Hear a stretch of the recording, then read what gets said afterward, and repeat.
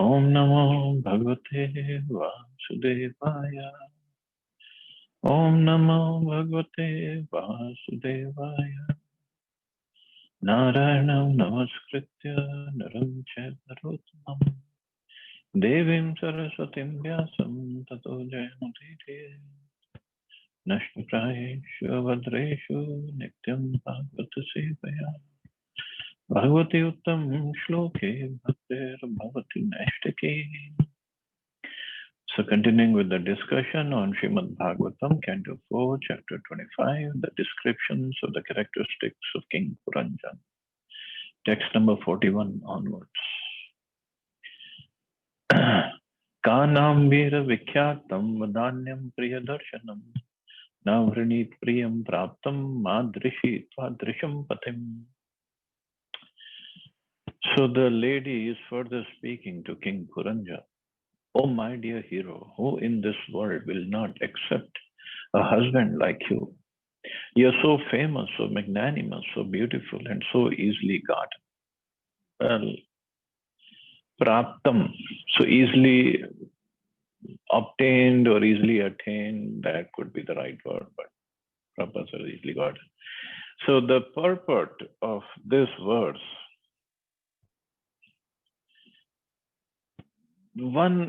so far, if we remember the previous purports, Prabhupada heavily spoke against the sex life for those who want to make spiritual advancement. And for Grihamedis, this is the basis of their life. So he heavily spoke against this, and in other parts of Bhagavatam also. But this verse, the purport of this verse, especially the last line, that created lots of controversy within ISKCON, outside ISKCON, everywhere. But we have to understand Prabhupada's mood, what he's trying to say. Maybe, I'll just read through the purport and then we'll discuss. Every husband is certainly a great hero to his wife. In other words, if a woman loves a man, that man appears very beautiful and magnanimous. Unless one becomes beautiful in the eyes of another, one cannot dedicate his whole life to another. The husband is considered very magnanimous because he gives as many children to the wife as she likes. Every woman is fond of children. Therefore, any husband who can please his wife by sex and give her children is considered very magnanimous. Not only does a husband become magnanimous by begetting children, but by giving his wife ornaments, nice food, and dresses, he keeps her completely under submission. So under submission is not in a forceful way, in a loving way. Now this is only about materialistic mentality, husband and wife, not spiritual. Prabhupada is not talking spiritually advanced husband-wife, because this whole context is for materially minded people. Such a satisfied wife will never give up the company of her husband. Manu Samhita recommends that to keep a wife satisfied, a husband should give her some ornaments, because women are generally fond of home, ornaments, dresses, children, etc. In this way, the woman is the center of all material enjoyment. So far so good. This is Manu Samhita saying women are generally fond of home, ornaments, dresses, children, etc. Which is true. This is just emotional side of ladies.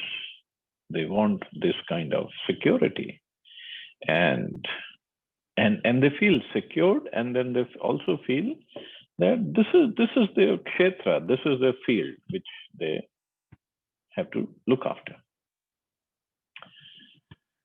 In this regard, the word Vikhyatam is very significant. A man is always famous for his aggression, toward a beautiful woman, and such aggression is sometimes considered rape. Although rape is not legally allowed, it is a fact that a woman likes a man who's very expert at rape. So this last sentence, the last part of the last sentence, that has created so much of controversy in ISKCON.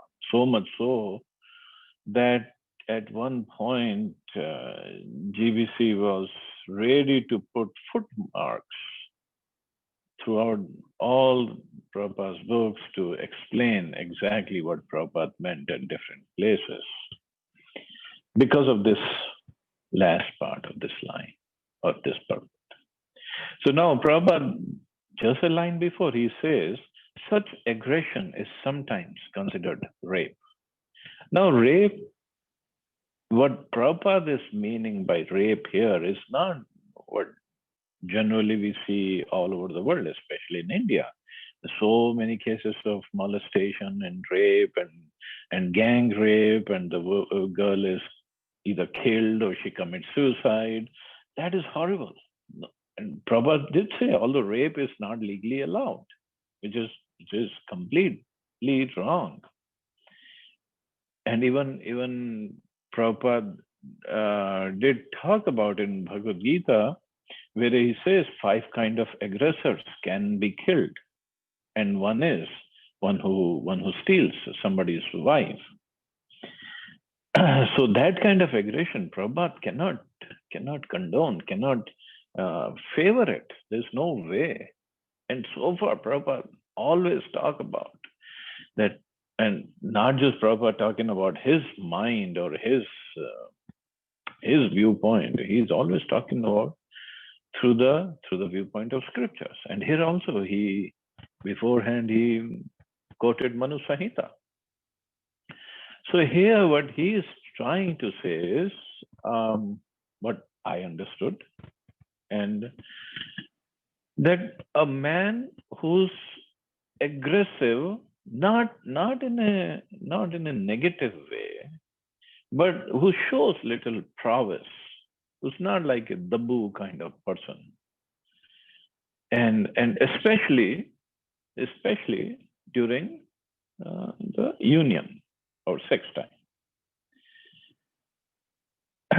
So such aggression, and Prabhupada says, that is sometimes considered rape.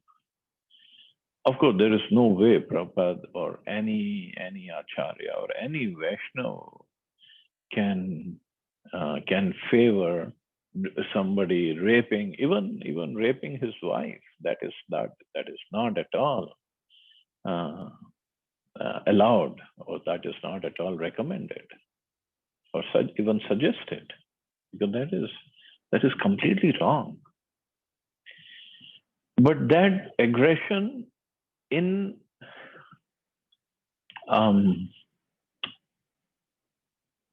where the lady or wife is also agreed to, that kind of physical activity is what Prabhupada is trying to say that women like sometimes. But we have to understand the mood of Prabhupada, not go by exactly by the words that he used. And Prabhupada's editors, they tried to tell people who started this controversy that Prabhupada's English was based on the British English, what he learned when he was in college or school, and that did not conform with the standard international English what is used all over the world now.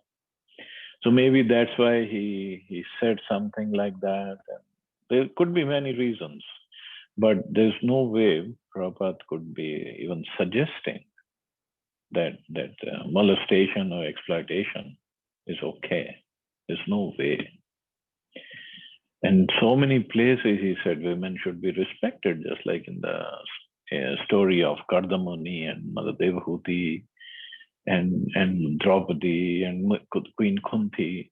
So many places it is explained how they should be respected and protected, not exploited.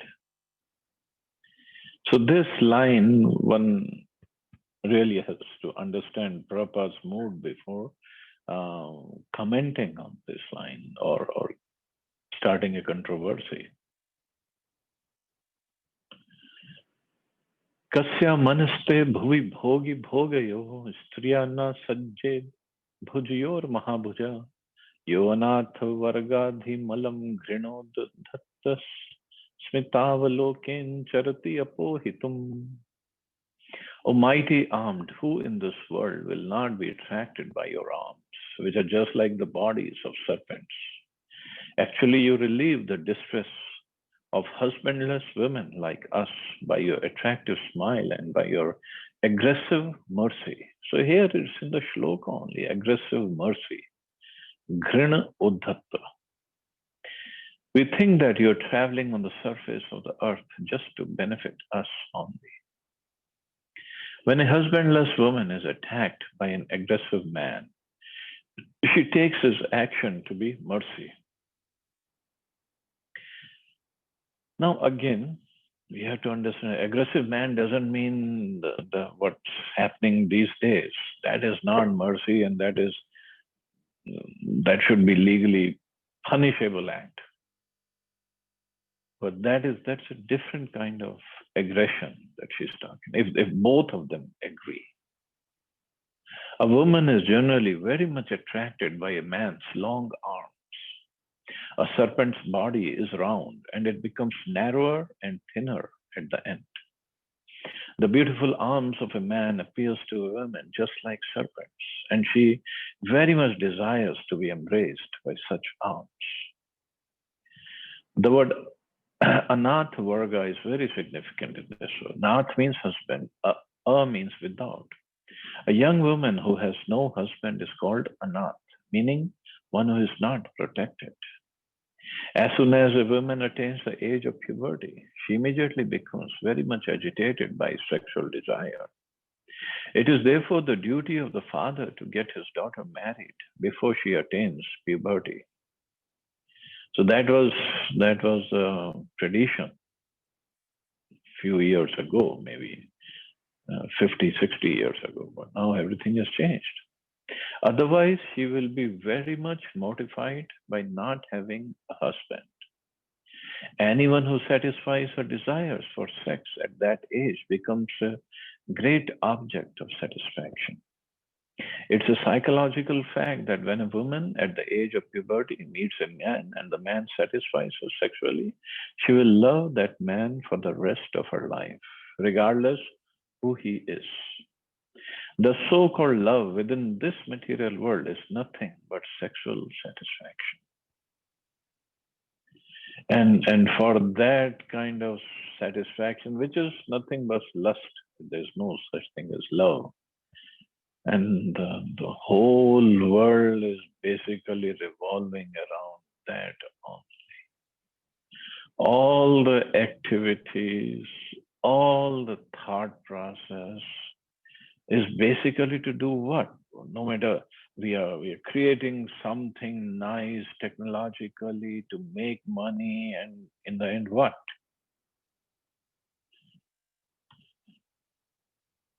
See, to eat something nice, one doesn't need a whole lot of money. And to live in a big house, okay, little bit more money, but still. But to satisfy a woman for this purpose, that's really expensive. So people are working so hard just to get that satisfaction only.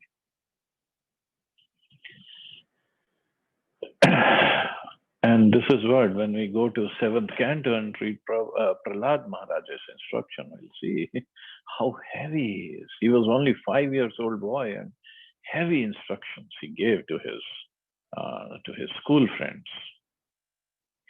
Then what's the point in all this? We are running after this kind of attraction, which is available to even dogs and hogs.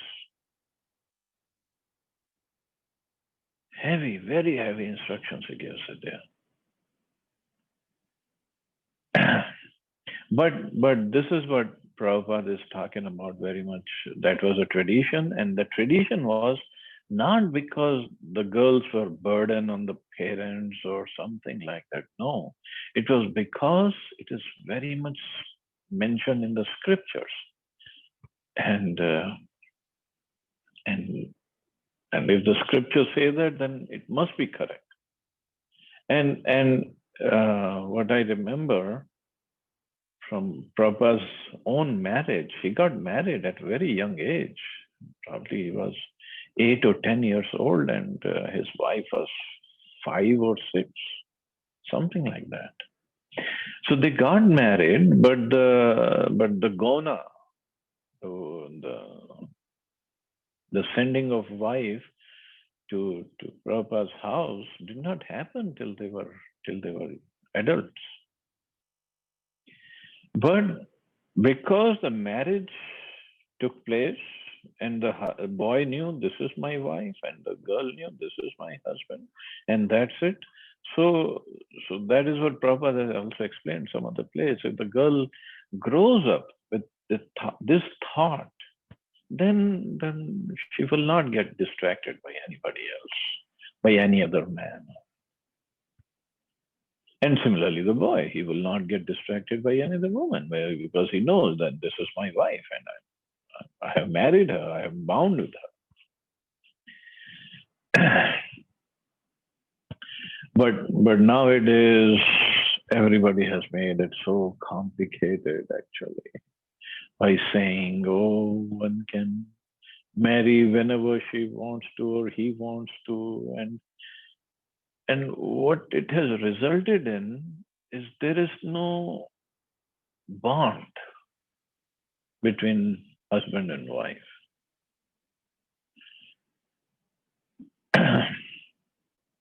And that bond, earlier age, I'm not talking the child marriages, even 30, 40 years ago, whenever marriages happened between the adults, there was still some consideration of tolerance and patience and trying to work out the marriage.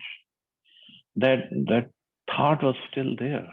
But these days, even that thought is gone because they both are independently earning, and the mentality is of being independent, not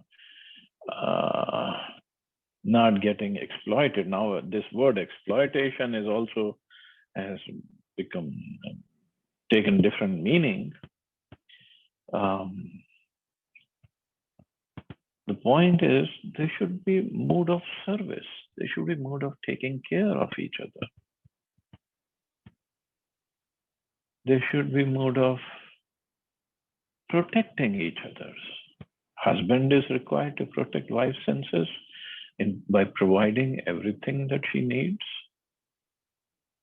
And if the wife thinks, oh, I am working, I have a job, so I can provide for myself. Why do I need a husband for that? But a husband is needed for that security also. It's not just financial security, it's an emotional security as well. And physical security, if that's also very much required. And the wife is very much there to take care of the husband. And like in the story of Devahuti and Kardamuni, we studied how wife is the protector of the fort of senses of husband. She's a protector actually. So husband doesn't go here and there. So this whole relationship is of responsibility and responsibility out of affection and trust. But many times it takes a dark route, and they both starting exploiting each other, and then it just, the whole institution becomes corrupted. That's not what the scriptures talk about this vivaha sanskar. And both husband and wife, they both are responsible for the breakdown of this institution. And they should look into it. And but nowadays, even the whole institution is getting out. They say, "Oh, live-in relationships are much better." But what is live-in relationship? Basically, it's all about sex. That's all it is. Or contract marriages are in fashion now. Or but then in that kind of relationship, whether we need to have children, and who will take care of the children. So everything is topsy-turvy. In that regard, I mean, just to take care of the wife. Of course, there are also negative aspects of it. In that regard, sometimes the Muslim society seems better because there's very less percentage of divorces there. But whether they really take care of their wives or whether it's for some other purpose, that has to be looked at, that has to be seen. But the divorce on a whole, and this divorce actually, it's all started with women liberation movement, which all started just after Second World War. Because in Second World War, especially in America, many men were killed, and they were out in the war, and the women were at home, and they needed somebody to look after them. So basically, this women liberation movement was started by men only, not by ladies. It was started by men because they wanted to enjoy these women who were sitting at home. And that's what, when Arjuna asks the questions about Varna Sankar, and Krishna says the women will be wooed or taken or enjoyed by unscrupulous men. And this is what happened. And that's when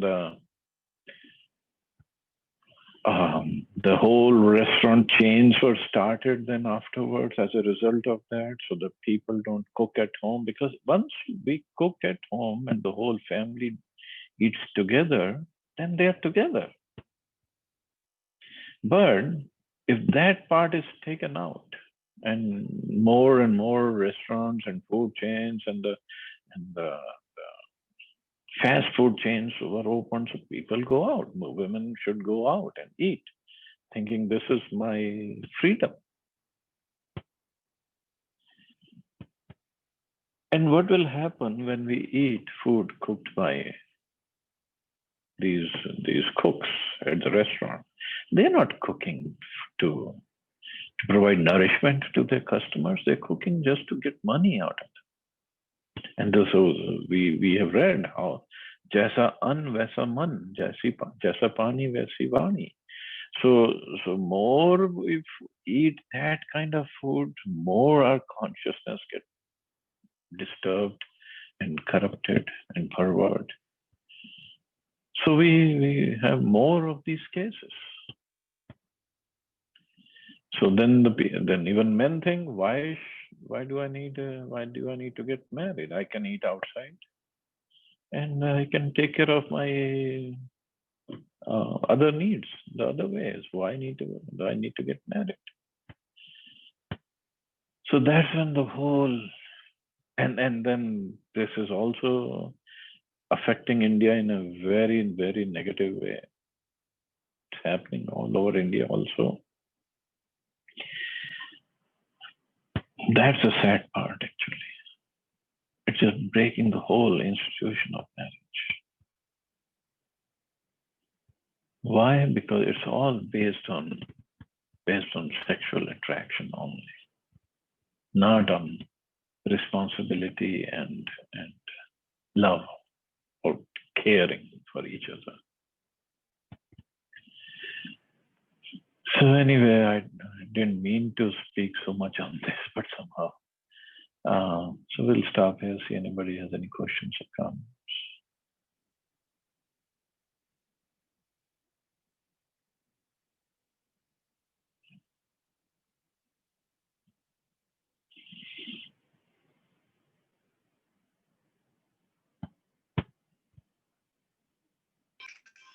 Not just the girls and boys, even the legal system is supporting these things these days. Like Supreme Court in Hey, India has made adultery as other okay things. Like there's I don't so know. much of Yes, disturbance behind you. I cannot hear you.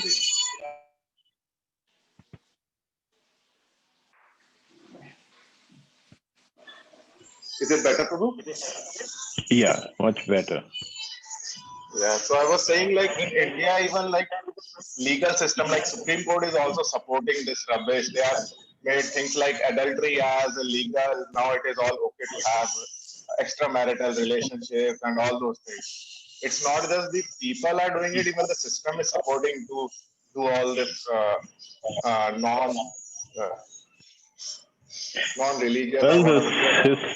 system is made of people only. It's not coming from God, Supreme Court, or anybody else. The judges are from us only. And they don't study the scriptures. They definitely don't study the scriptures. Actually, they take only a selective part that supports them, and they put their own stuff into that and make something. Yeah, and basically they study what the social structure is and how best to maintain the law and order. Right. That's how they make the laws and orders.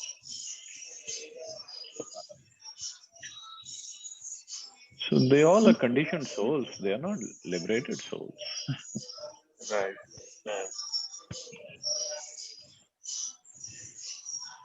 Prabhuji, modern parents are also supporting this, Yeah, that is true. especially modern mothers.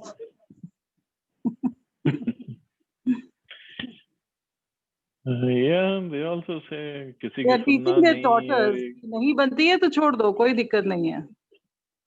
We are yeah. there. We are there. So when they, teach these kind of things to their daughters, definitely daughters get this thing benefit. ठीक है भैया, हमारे पीछे कोई है हमको support करने के लिए. But even boys also. हाँ, Modern mothers. boys को भी बता सिखाती हैं. major मेरे को लगता है mothers हैं and daughters. What I feel is mothers are spoiling their daughters, definitely. I don't know how many people will be agreeing on this, but my study is that mothers are spoiling their daughters' houses. मेरे Yeah, that office is में true. कल That's true. मेरे office में कल कहते थे कि हमारे से 2-3 जनरेशन पहले भागवतम वगैरह सब कुछ उनके करिकुलम में होता था, हमारे ग्रैंड पेरेंट्स या ग्रेट ग्रैंड पेरेंट्स के. बट हमारे पेरेंट्स के करिकुलम से सारी चीजें हट गई, तो सब कुछ ही उन्हें पता ही नहीं है करना क्या है. पहले सब करिकुलम में पढ़ाया जाता था, Bhagavatam, Bhagavad Gita and all this things. And also पहले वो joint families होती थी ना, so there was some fear of the elders in the house. अभी तो वो भी नहीं है. Yeah, Prabhu. Like in Bhagavad Gita, Arjun says कि ग्रैंड पेरेंट्स और उनका होना जरूरी है, else people will go wild. Yeah. बहुत जरूरी है. Yeah. वर्ण संकर इसलिए तो होता है.